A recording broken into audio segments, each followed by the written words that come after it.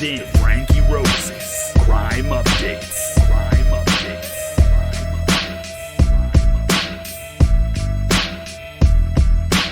You are now tuned in to Frankyrose's Crime Updates.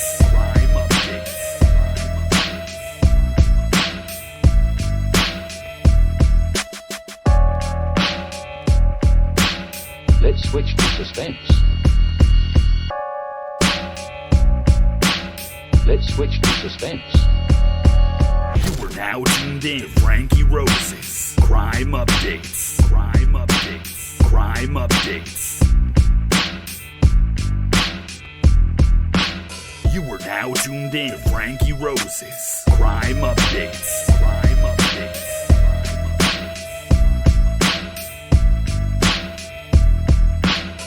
Good day, friends. I hope you're doing well. It's Frankyrose. Welcome to my channel. This is where I'm going to be doing my historical cases. So please subscribe, like, and share. Hit that bell for notifications for each new stream. I do tend to come on at random times. This is a great way to support my channel as well. And it's free. So today I thought we could talk about Griselda Blanco, or the godmother of cocaine, as well as the Black Widow. This is definitely one for true crime lovers. So this video is from different articles and posts that I've been going through. So this is just my personal opinion. I'm not a professional. So do your own research, come to your own conclusions about her and her life. On this particular show, I am going to say that it does contain disturbing content and some violence. So viewer discretion is advised, and no one under the age of 18. So let's talk about Griselda Blanco. Griselda Blanco Restrepo was born February 15th, 1943. She is from Colombia. She's a drug lord from the Medellin cartel. So this also included the Miami-based cocaine drug trade, as well as the underworld from the 1980s till early 2000s. That's when she was shot and unalived on September 3rd, 2012. She was 69 years old. Griselda Blanco was born in Cartagena, I think is how it is said, to an alcoholic. She prostituted. This was her mother, who also liked to beat her. As a child, Griselda would dig graves to bury the dead in Civil War-torn countries, her country. And by her early teens, she was also selling her body and had become a very proficient pickpocket.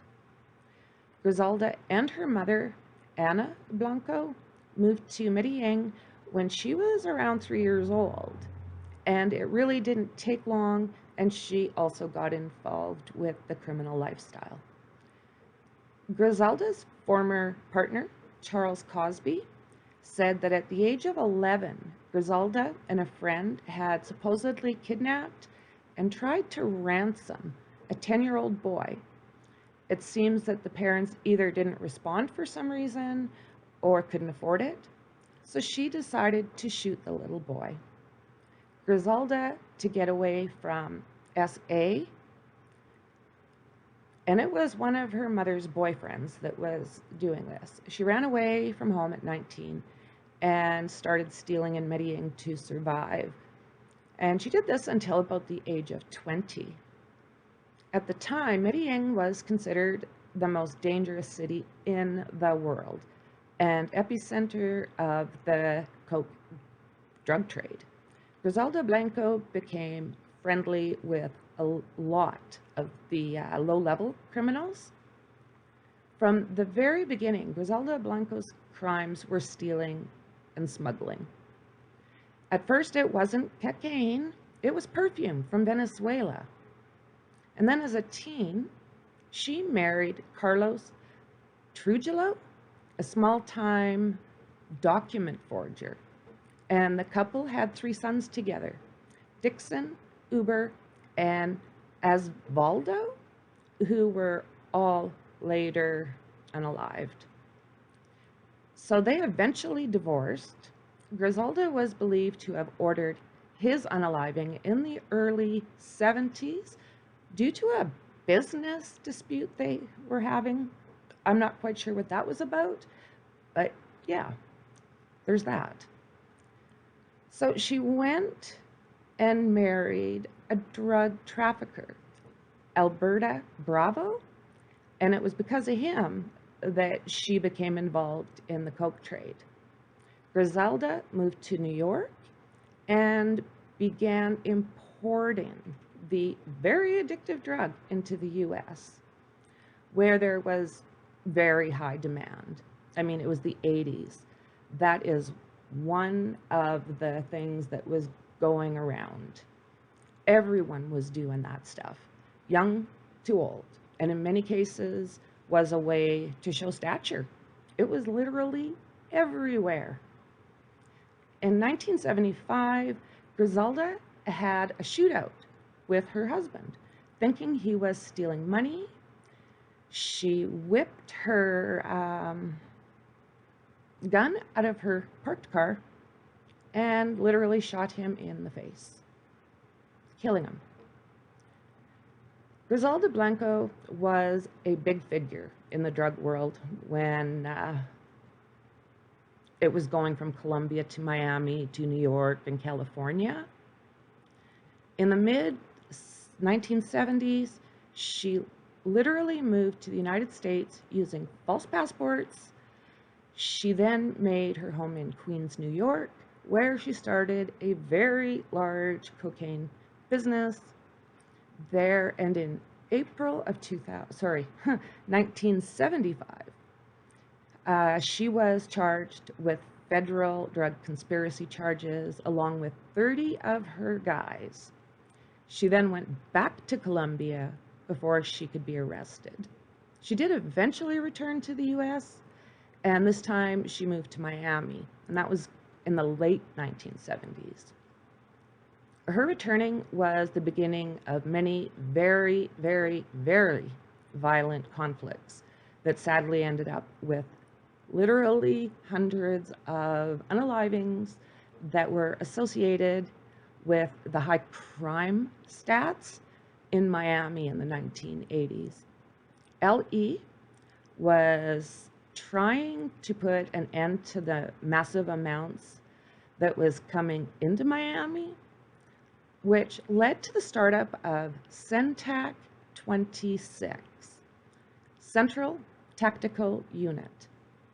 That was a joint operation between Miami-Dade cops and the DEA. Griselda Blanco was heavily involved in the drug-related violence that was known as the Miami Drug Wars, or Cocaine Cowboy Wars in the 1970s, early 80s. This was a time when literally it was trafficked more than pot. As I was saying, in the 80s, there was truly a major amount of it around. Even as far as Canada, it was easy to find, easy to buy. The cocaine distribution network earned somewhere around, okay, get this number, 80 million per month. Not year, per month. In 1987, Griselda showed that she would use violence towards anyone who upset her, basically, or her competition, to try and they were trying to make attempts to eliminate her. So trying to escape all the hits that were on her, that's when she took off to California. Drug kingpins in Colombia gave her access to hitmen that she could give orders to get rid of her rivals, or people that just bothered her, for that matter. She commonly told them that everyone in the building that had anything to, I don't know, witness anything, she was supposed to unalive, or they were supposed to unalive them. Get this, it included cats and dogs, everything. Many innocent people, even children, were unalived just because she was going after one specific person. All these extra unalivings did make Miami the unaliving capital of America for many years.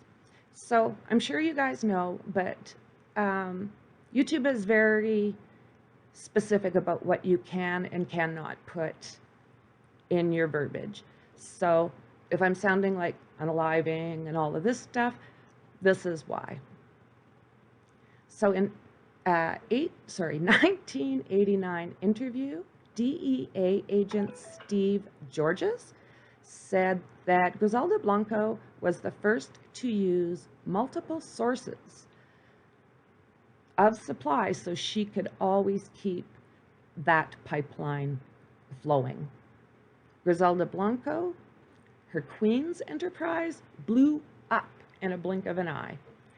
She had a large share of that market that was previously ran by the Italian mafia.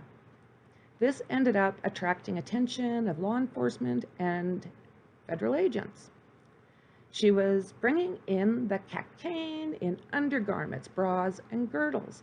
She was literally having people make pockets that she could stuff this stuff in. And that would carry it in to the country. Bob Palumbo, I think it's pronounced, a former DEA agent who helped take down Griselda, said she was a tremendous businesswoman in her own rights. Like, what is that? Businesswoman. During a joint New York police and DEA sting called Operation Banshee, LE was able to get 150 kilos, so that's 330 pounds of cocaine to be distributed by Griselda.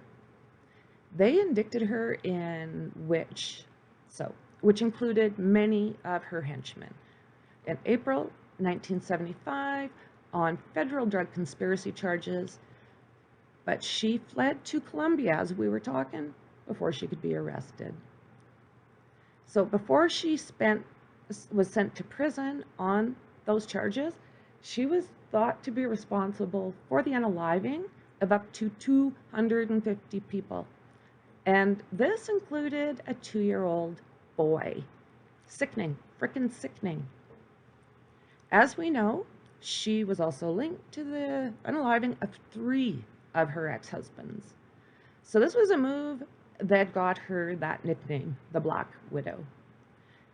She was making around at 1.63 million per month, smuggling that crap into America.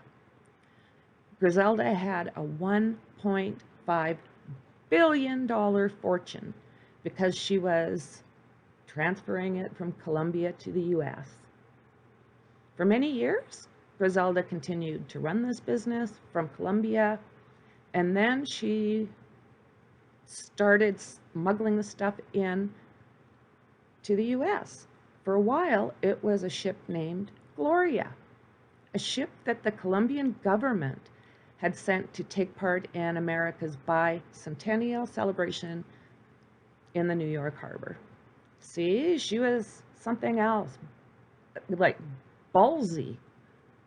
She was also credited for inventing the motorcycle drive-by shooting, which, oddly enough, was eventually how she was unalived.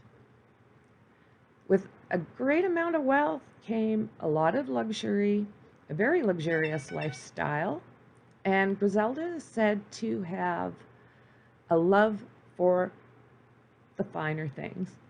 She lived in a 6-bed mansion in Malibu, and she bought a penthouse in Florida. She had a very, very, very lavish lifestyle. She owned a collection of luxury vehicles. She had several mansions, a private jet. She threw hedonistic parties, is how they pronounced it, or how they described it, attended by all the other bigwigs in the drug trade. People like a young Pablo Escobar, Carlos later, Ocha brothers, but still, unaliving was her favorite way of passing time. She reportedly bought diamonds from the First Lady of Argentina, Eva Perón. She commissioned a bronze sculpture of herself. She owned a tea set that had once belonged to the Queen. Griselda reportedly also had, I don't know if you'd call it an addiction to sex, but she was known for holding regular groupings and added drugs to these parties. Griselda surrounded herself with a group of henchmen known as Los Pistoleros, and the bodies started to pile up. She ordered countless hits, which her men often carried out in something called war wagons. They were heavily armored vans with gun ports cut out in the sides and, as I was saying, on motorbikes. Other criminals unalived with intent, they would check before they unalived. Blanco would first unalive and then say, well, he was innocent. That's too bad. He's dead now. She turned out to be tough and vicious. And she used her viciousness to measure up to the men. She did nasty things, decapitations, cutting people into pieces, throwing them on the side of the road. Drug kingpins and their associates were totally afraid of her because she did have that toughness, if that's what you want to call it. In 1981 alone, there were 621 unalivings in Miami. People said it was like the Wild West out there. They didn't have enough space in the morgues, so they started bringing in refrigerated trucks to store the bodies. Ugh, like, oh my God, how horrible is that? As I'm going through this, I'm just kind of realizing I was in Miami in the 80s. It was a fast trip through. I was going on a cruise. Basically, I stayed in Florida for about a month. But if this could be said, I didn't like that city because before I even got in it, the energy was terrifying. I didn't stick around. I went on the cruise. I could have stayed in Miami for however long, but I didn't. I jumped on a plane and got out of there. And honestly, I had no clue that this type of thing was happening at that point. I had no idea. I was just going on a nice little vacay. So over time, Griselda became addicted to bazooka. So it's an unrefined, smokable way or form of cocaine. The bazooka, along with her very homicidal tendencies and paranoia, basically she was ending up bad for business. And other kingpins put targets on her head. Fearing for her life, that is when we were talking about she moved to California. February 17th, 1985. Griselda Blanco was arrested at home in Irvine, California by the DEA and charged with conspiring to manufacture, import, and distribute cocaine. The case went to trial in federal court in New York City, where she had made a deal with the prosecutors and was only sentenced to 15 years. Can you imagine? 15 years. While serving her sentence, the state of Florida They also charged her with 3 counts of first-degree murder. The prosecution made a deal with one of Griselda Blanco's hitmen, George Ayala, who decided to testify against her. But the case fell apart because of technicalities having to do with a phone sex scandal between George Ayala, Ayala, and 2 female secretaries from the attorney's office. Oh my God, these people. Griselda Blanco pled guilty in 1998 and was sentenced to 20 years in prison, but in 2002, Griselda had a heart attack in prison. And in 2004, she was released and deported back to Medellin before her unaliving in 2012. She had not been seen since May 2007 at a Bogota airport. So on the night of the 3rd of September 2012, Griselda purchased about $150 worth of meat at Cardizo Butcher Shop on the corner of 29th Street in Medellin.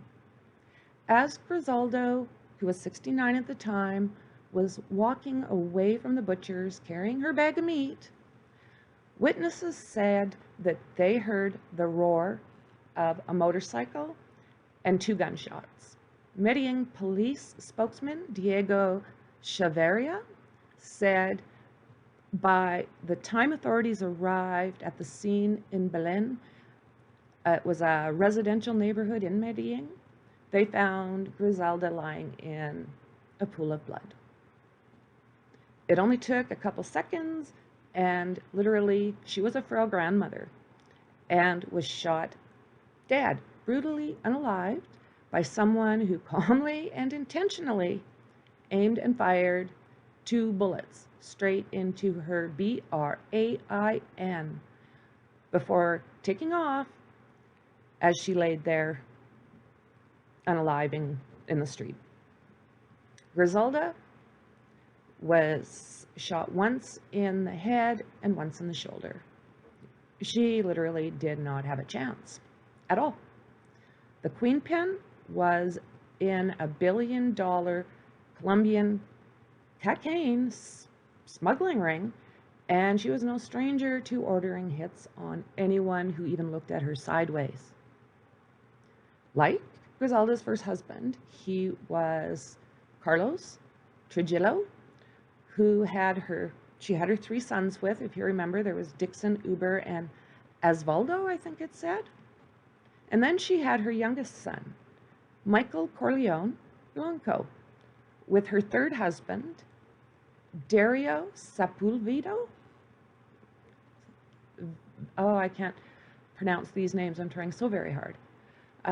Dario left her in 1983, but he returned to Colombia to kidnap Michael because Griselda didn't agree with who would have custody. So Griselda hired someone to have Dario unalived in Colombia, and Michael was brought back to her in Miami. According to the Miami News Times, Michael's father and older siblings were all unalived before he was an adult. Griselda was in prison for most of his childhood and teenage years. He was raised by his maternal grandmother and legal guardians. In 2012, Michael was put under house arrest after being arrested on 2 felony counts of cocaine trafficking and conspiracy to traffic cocaine. At one point, he appeared on a 2018 episode of the Investigation Discoveries documentary series, Evil Lives Here, to talk about his, rather sad childhood.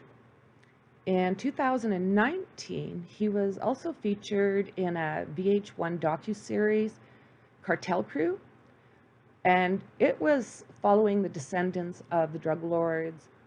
And he also runs a clothing brand. Puro Blanco. And if I remember correctly, I'm not too sure if he's still doing this, but he and a friend started growing marijuana and selling that legally. And I think it was also called Pure Blanco, if not maybe just Blanco, but I know it was, you were able to get it in the US, but you couldn't get it in Canada because I looked. So although Ellie said they don't like to speculate about evidence, one of the theories is Griselda gave up information on her son Michael, and that's when he was soon arrested on these charges. Michael didn't have much in a way of making a deal to help himself. I strongly believe that Griselda intervened for him, possibly giving information to law enforcement. It's hard to keep something like that a secret, and the damage would have been tremendous to those who were still involved in the trade. Well, Griselda and Pablo Escobar were bitter enemies in life. In death, her final resting place is only 120 steps from his grave at Cementerio Jardins Montesacro. Oh my word.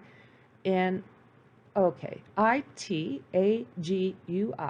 Colombia. Atuego? I'm not sure. According to Michael, his mother at one point actually became a born-again Christian. So in 2004, her goddaughter, Ashley, Uriqueo, I'm going to spell this again, Uriquuio. So she married Raymond Lafontaine Gotti. So he is actually a son of John Gotti Sr. So I find that awfully interesting. I'm going to look into those two for a little while as well. So that is the life and death of Queen Pin, Griselda Blanco. Her son Michael has gotten away from that lifestyle and is constantly keeping an eye out for anyone in the trade. He's never safe, but he does his best to keep himself and his family alive. Up until this point, I've not heard of any pushback from his mother's previous life, but he has said he knows he is marked. So let's hope that he is able to keep going on the straight line, keeping his family safe, and hopefully they just don't try anything. Oh, perfect timing. Jazzy's starting to speak. So for now, friends, I want to say cheers. I hope you enjoyed the video. Please hit the like, share, and subscribe. I appreciate all of you. So does Jazzy. Enjoy your weekend, and I'll see you in the next one. Cheers. Bye.